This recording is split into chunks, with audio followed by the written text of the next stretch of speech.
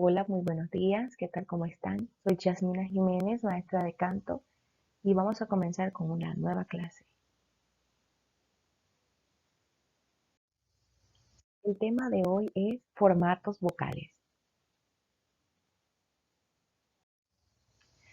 Vamos a ver cuáles son las características del coro. El coro está compuesto por diferentes tipos de voces, las cuales están agrupadas en cuerdas, y cada cuerda agrupa voces en función del registro o de la tesitura. ¿Cuáles son estos registros o tesituras? Entre los más agudos femeninos tenemos la voz soprano, que es la voz más aguda. También podrían ser los niños los que hagan esta función. Y este registro oscila entre el do4 y el la5. Esta voz normalmente soporta la melodía principal.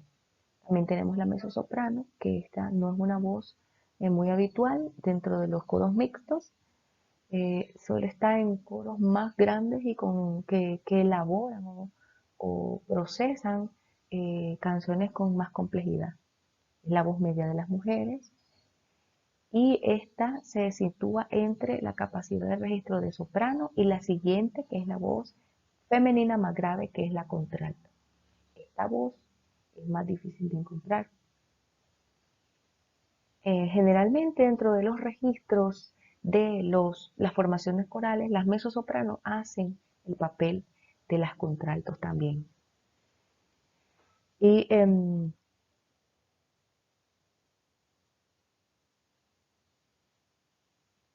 su registro oscila entre Fa3, incluso más bajo hasta un Re5.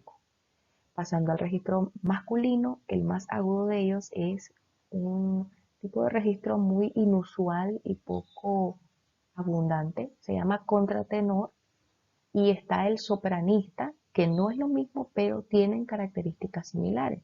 Estas voces son los hombres que suenan muy parecido a mezzosopranos o incluso hasta sopranos. Estos pueden llegar hasta un Re5 o incluso el La5, que es el de la soprano. Tenemos al tenor, que es una voz aguda de varón, y esta oscila entre el Si2 y el Sol4. Y el barítono, que es una voz intermedia masculina, y esta oscila entre el Sol2 y el Mi4. Y por último, tenemos el bajo, que es la voz más grave de varón, y su registro oscila entre el Mi2 y el Do4. Los coros se componen habitualmente de 4 cuerdas. De las 6 cuerdas, 7 cuerdas, perdón, que hemos mencionado, 4 son las básicas dentro de una agrupación coral, o las 4 cuerdas, que son la soprano, que es la voz aguda, la contralto, la voz grave, de la femenina. De los tenores, la voz aguda, y los bajos es la voz más oscura de los varones. Y estas cantan o se desarrollan simultáneamente para desarrollar una melodía que podría estar con diferentes estructuras de acuerdo a los acordes que pertenecen a esta melodía. Podemos observar aquí en esta lámina una partitura en coro de la canción famosa Sublime Gracia. Esta canción, observamos en esta canción las 4 cuerdas que podemos observar la formación. La parte superior está indicada para la soprano, luego alto, que es la contralto, luego el tenor y el bajo. Entonces, en este mismo orden, cada cuerda va leyendo su letra o leyendo su particella, su parte dentro de esta particella. Aquí podemos observar esta formación y es la que generalmente nos vamos a encontrar en todas las partituras. Hablando de la clasificación de los coros, hay muchas clasificaciones, es un criterio amplio. El coro podría estar a capela. Este coro a capela es que canta sin acompañamiento instrumental. También podría ser un coro concertante, y esto es cuando el coro está acompañado por instrumentos. También tenemos otro criterio que es el timbre y la tesitura para clasificar los coros. Por ejemplo, formaciones típicas de coros de voces iguales, blancas, quiere decir voces de niños. O también podría ser voces iguales de solo mujeres o solo varones. Y podría ser, por ejemplo, dentro de estas clasificaciones por voces iguales, si hablamos de las femeninas, podrían ser solo a dos voces de sopranos y contralto, podría ser a tres voces, que serían sopranos, mezzosopranos y contraltos, a cuatro voces que podrían ser soprano primera, soprano segunda, mezzosopranos y contralto. Y lo mismo también en formaciones masculinas. También tenemos las formaciones típicas de voces iguales graves, que son estas masculinas que les estoy diciendo. También tenemos coros al unísono, que no es extraño de encontrar este tipo de formación, de cantar al unísono o a una misma voz, sobre todo en coros eh, o menos profesionales, más como de línea aficionada, podría ser de música popular, como por ejemplo en parroquias, en iglesias. También tenemos los coros de voces mixtas. Estas voces mixtas es las que yo les mencionaba que son las cuatro cuerdas, por ejemplo, cuando contienen voces de diferente naturaleza. Pueden incluir voces blancas o voces de niños. Por ejemplo, estas cuatro voces, repito, son las sopranos, las contraltos, tenores y bajos, y también las voces infantiles. Esta es la formación más habitual y su abreviatura es SATB, SAT. También tenemos otro tipo de formaciones que son seis voces, donde también se pueden incluir los contratenores y pueden haber más de una formación de soprano, soprano 1 y soprano 2. Otro tipo de formación es los coros de cámara. Estos coros de cámara son formaciones reducidas en dimensión. Pueden ser entre 10 hasta 20 cantantes. También tenemos el coro sinfónico u orfeón. Es una masa corporal también llamado escuola y esta podría estar a partir de 20-25 cantantes, aunque se han conocido orfeones de más de 100 cantantes. Hablando un poquito de la historia, el coro fue tomando forma y auge en Grecia, que es donde nacieron varias de las artes. El coro proviene del griego ronda. Los coros griegos eran formaciones de hombres, mujeres o de hombres y niños. Cantaban solamente música monódica, que quiere decir que es música de a una sola voz y en un solo tono, por ejemplo. Bendito es el Señor. Es un sonido, una frase dicha en una sola tonalidad. Esto normalmente lo hacían en los teatros. Los coros eran utilizados para adorar generalmente deidades o dioses.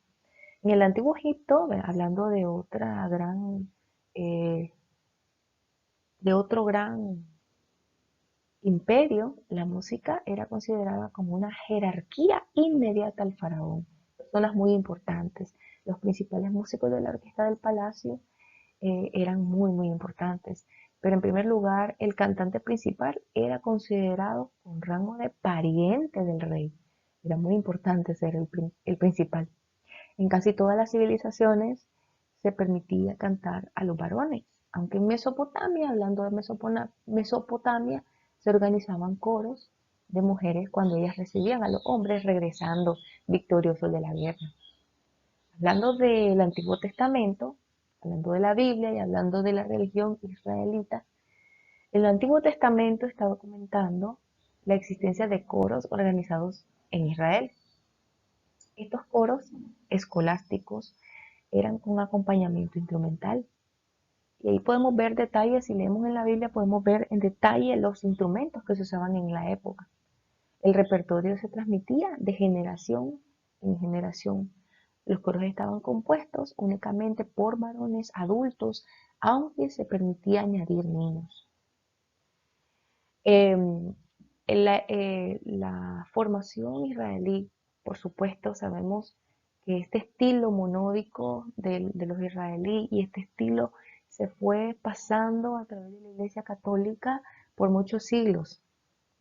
Y esta formación imperó de solo varones o solo mujeres en la Iglesia Católica. En la Iglesia Católica no era permitido la participación al inicio de las mujeres en sus coros. Posteriormente, ¿verdad? Con los siglos fueron variando los gustos, las influencias y, por ejemplo, a principios del siglo X, en este periodo conocido como Ars Antigua, hasta este momento aparece la música polifónica o donde se permiten más de un solo sonido. Muchos siglos la música fue monódica. Esta música polifónica permite el desarrollo de las agrupaciones vocales. Se canta a principio a dos voces y más tarde, más adelante, a tres y hasta cuatro voces. En los siglos XIV y XV es el periodo conocido como Ars Nova. Hay otro gran cambio, los niños pasan a ser parte de los coros eclesiásticos. Recordemos que la música que imperaba era la eclesiástica, pero por supuesto en paralelo también estaba la música eh, no religiosa o música profana, se le conoce como música profana. En el siglo XVI aumenta el número de integrantes y se nombran las voces según su tesitura. En este caso se conocía como cantus, altus, tenor y bassus, todo en términos latín. En los siglos XVII y XVIII, en los periodos denominados como barroco y clasicismo, los coros siguen aumentando el número de integrantes, la complejidad de las canciones se hace mayor y las voces que designan su tesitura son nombradas con los términos actuales: soprano, contralto, tenor, bajo. En el siglo XIX, durante el romanticismo, se da una revolución en el mundo coral con la megalomanía de los conjuntos corales que llegan a agrupar a más de 800 integrantes y las formaciones corales eran de 6 hasta 7 formaciones de voces diferentes. Era muy compleja, así que para ser cantante de este tipo de agrupaciones tenías que tener una educación muy elevada en el canto. Hablando de la disposición de los coros, que es un tema muy importante para nosotros, la elección de la disposición de los coros viene dada por la relación del espacio y de la acústica del auditorio o la zona donde va a desarrollarse este coro, ¿verdad? También por el número de integrantes por cada voz. En general, e incluso se podría decir que por una parte estética, una parte de gusto, una parte de cómo se va a ver esta formación. En general se tiende a la disposición o agrupación por voces graves y agudas o disposición en escala. Esta disposición es paralela a la disposición de los instrumentos de la orquesta. Por ejemplo, aquí vemos una forma o una disposición de coro donde los sopranos, viéndolo, ¿verdad? Como que están comparemos esta formación, comparemos esta este diagrama de la formación con la imagen que tenemos acá. Tenemos al director frente a ellos, puede ser que en formato de iglesia no esté un director frente a ellos, ¿verdad? Pero sí imaginemos la formación coral. Tenemos a viendo nosotros de frente, ¿verdad? Tenemos a nuestra izquierda a las sopranos, a las contraltos, a los voces varones tenores y a los bajos. Esta es una formación para coro de cámara. Esto que vemos adelante de nosotros es una formación de cámara. Entonces, esta disposición es para coros pequeños. Aquí tenemos otra disposición de coro donde porque ¿cuál es la forma de utilizar esta disposición?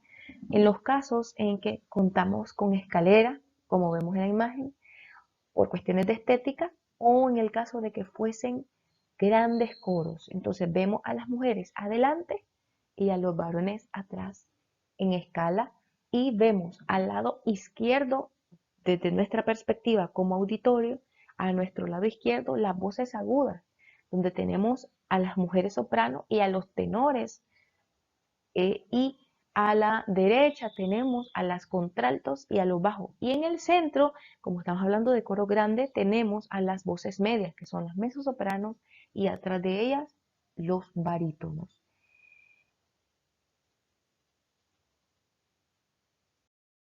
Bueno, vamos a un tiempo de vocalización básica.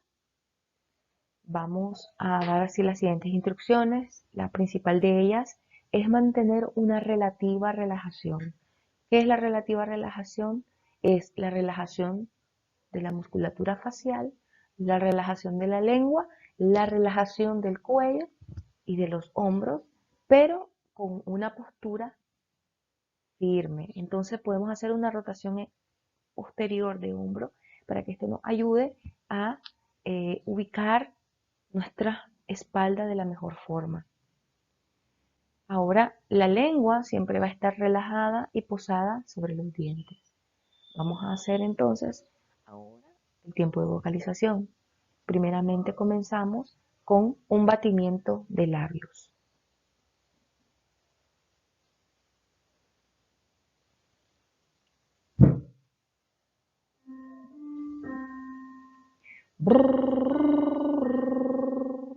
Siguiente.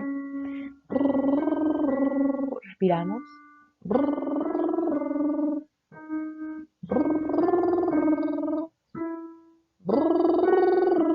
Respiramos.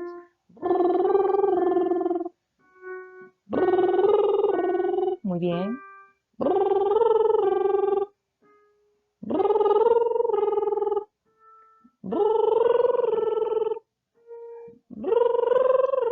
Continúen ustedes.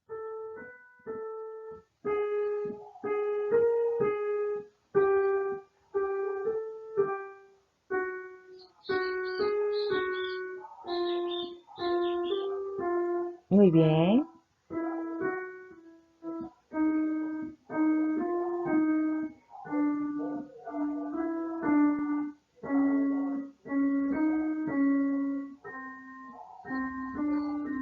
Ahora usando la vocal M, ponemos la lengua bien posadita sobre nuestros dientes en boca chiusa, quiere decir que vamos a hacer el sonido a boca cerrada y con la mandíbula descendida, así.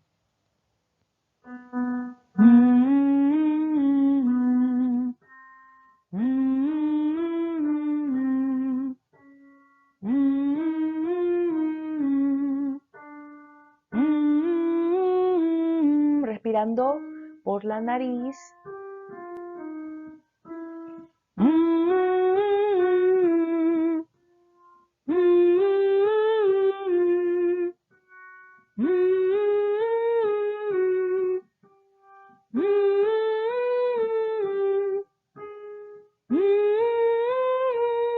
Continúen ustedes.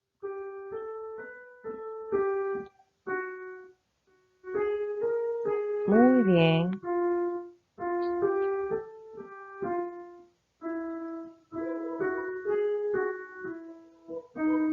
Excelente.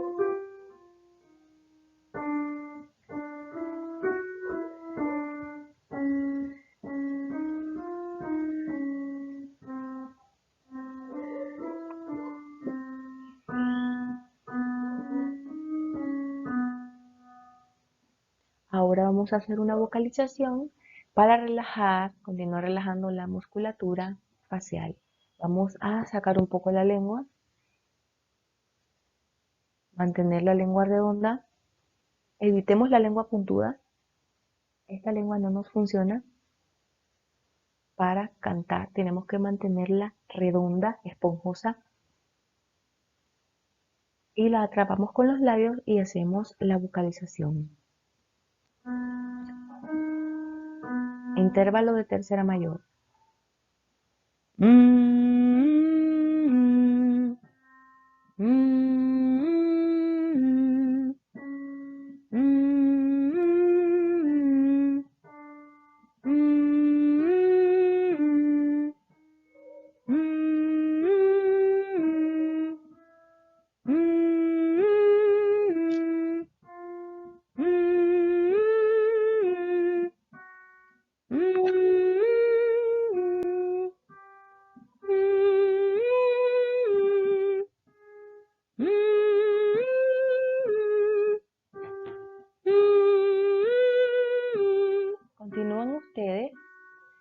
manteniendo la lengüita redonda, respirando por la nariz.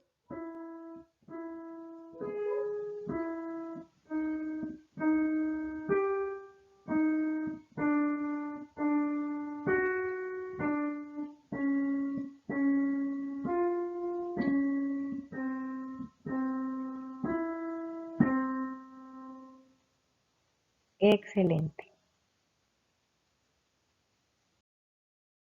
Espero que este video sea de utilidad para ustedes y que también lo hayan disfrutado así como yo lo hice. Muchas gracias. Me despido. Muchísimas bendiciones.